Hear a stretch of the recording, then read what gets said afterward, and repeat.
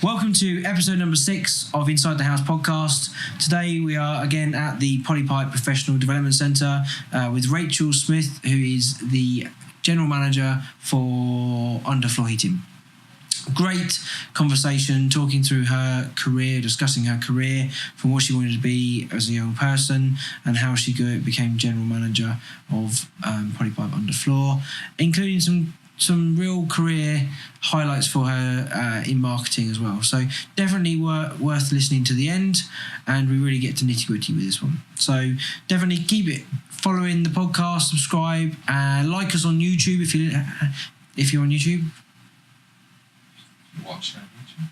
Like us if you're watching on YouTube. Just down here somewhere, maybe. If not, if you're on a podcast platform, please subscribe. We would love you to subscribe. And any comments, feedback, we'd really like to hear your feedback and comments on social media. Any ideas for the podcast? As I say, we've got some really good ones coming up in the near future. Rachel Smith, General Manager, Polypipe Underfloor Heating. Yes. Here today at the Polypipe Professional Development Centre, which is obviously dedicated really to the underfloor heating. What's your career path through Polypipe? Okay, so how did I get here? Yeah. I mean, go back to school if you want. Yeah, well, literally, I mean, I've been in the construction sector for over 20 years now, which kind of gives my age away, unfortunately. I left school with no real plans for knowing what it was that I wanted to do. Didn't go to university. Fell into a job working for a manufacturer that sold bearings for precision engineering companies. Enjoyed it a lot, working in their export department actually, so got to see lots of the world, travelled quite a bit, which was exciting. And kind of thought, I quite like this work, I enjoy being in a working environment, I like the cut and thrust of it, I'm enjoying what I'm doing, I'd like to climb the career ladder. So at that point I approached them about sponsoring me to do my degree. So I did a degree in International Business and Finance, sponsored by the company, which was fantastic, because it gave me then, I felt, the experience, the hands-on practical experience of being in a real-life organisation combined with that university education, really. Yeah. So I got the best of both worlds. And when did you do that? In my early 20s, yeah. So I was 22 when I did my degree. Yeah, perfect. So I'd got a fair few years of work experience up until that point, kind of knew which channel I wanted to progress down, and enjoyed the degree that I did, which covered various aspects of business and finance, and some of the marketing stuff that I did I kind of warmed to and really enjoyed, which kind of took me down a path towards a marketing career. Yep.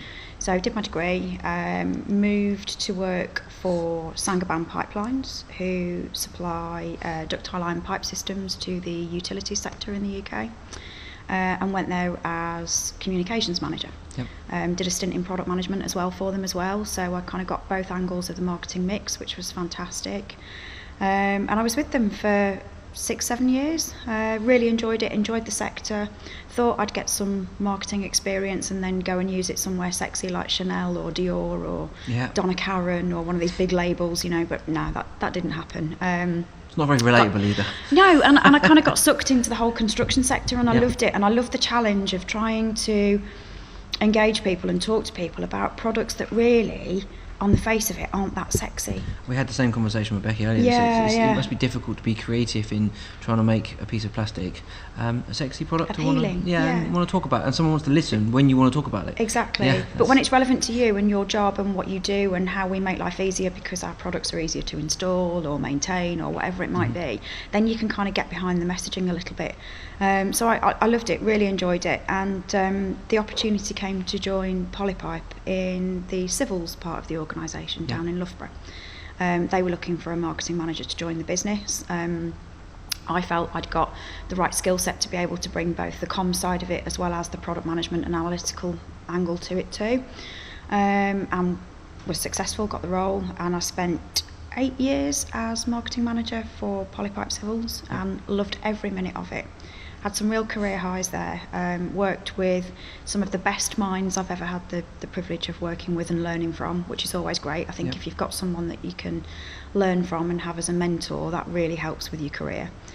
So I learned from some of the absolute best while I was there and really enjoyed my time. We did some significant things. We launched the first ever large diameter CRA line in the UK, which is German technology brought into the UK to help with flood alleviation schemes and water management schemes. So that was mega impressive. I mean, 3 metre diameter pipes that you can literally drive cars through. Huge.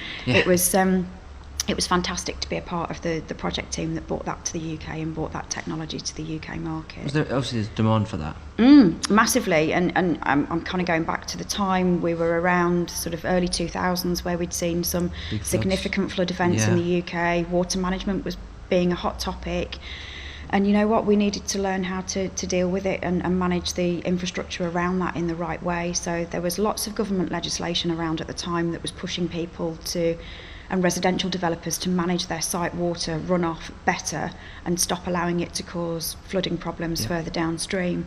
So we were in at the right time, really. We had this perfect storm of opportunity, legislation, the technology to bring in from Germany. And the floods happening as well, which brings it to people's attention. Forefront, exactly. We need to do something, otherwise we're going to be in trouble. Exactly. So it was, right place, right time, but I like to think as a management team down at Polypipe Civils, we'd got the right capability to bring it to market. Superb. And it's an incredible, successful part of their portfolio now, and something that they're expanding on, although a side of the business that I don't get hugely involved in these days. No, it's good. And then you moved over to where moved over to Polypipe Building Products, so I was head of marketing for Polypipe Building Products for 4 years.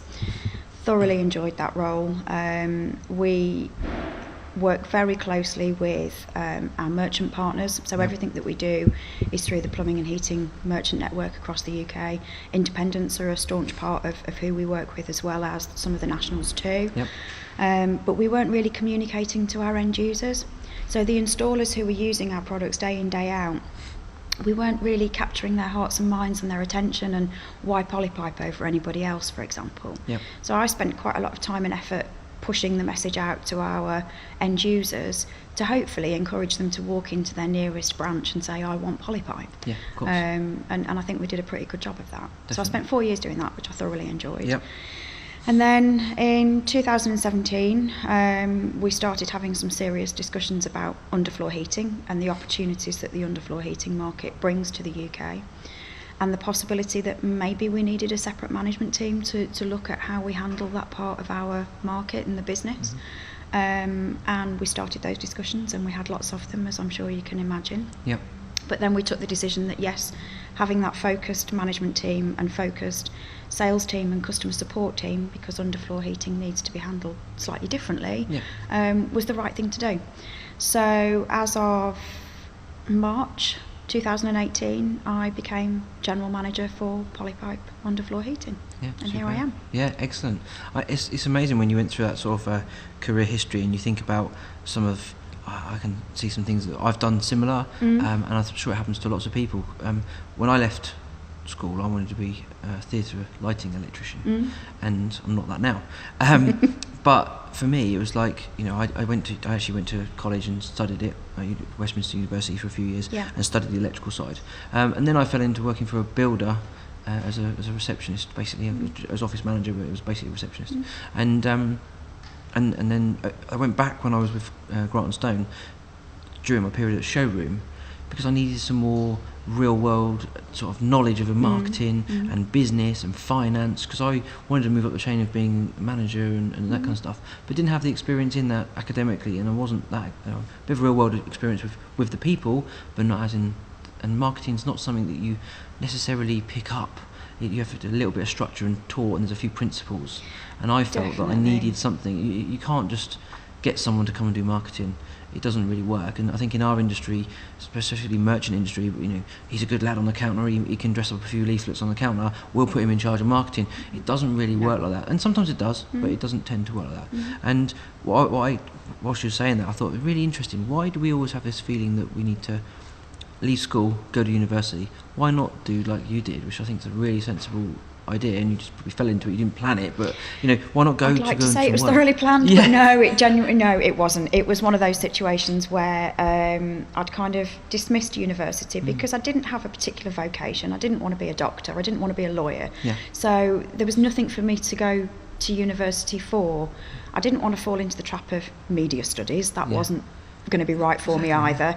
So I kind of thought, no, this isn't going to work for me. I don't really think university is the path. And actually, I quite like having a bit of cash in my pocket and being able to go out and spend a few quid at the weekend and stuff like that, Go on holiday or travel, exactly, whatever. Exactly. And so my parents were like, well, that's fine, and if university's not for you, that's absolutely fine, but you are going to get off your backside and you will get a job.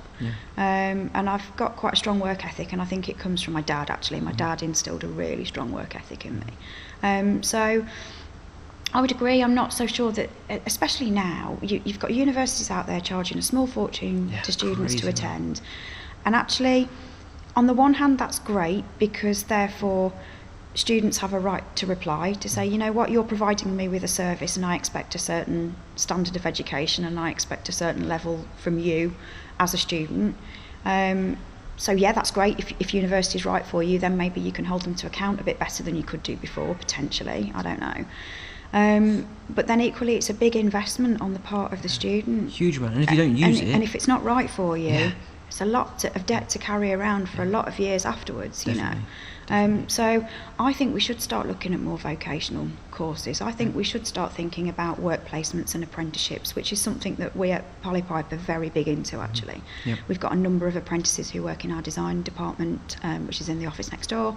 We've got a number of apprentices across the business in extrusion, moulding, various different departments, who rise through the ranks with us as well. We tend to keep people. I mean, it's interesting to go the other way around, because then you think to yourself, I went to university, I studied something, I never used it, and then technically you might have to go and retrain again, take some more debt on. Whereas you think about it, you know, go into a career, get in and say, I'm happy with this one, no I'm not, go into this career, happy, no I'm not. And then when you're 24, 22, 28, with all the distance learning available now to us today, you know, it could be actually physically at a college and you study with work placement or whatever it may be, it's available to you. It doesn't have to be that university is the only option, does it? And that's the point. I think things are changing, definitely. Really good.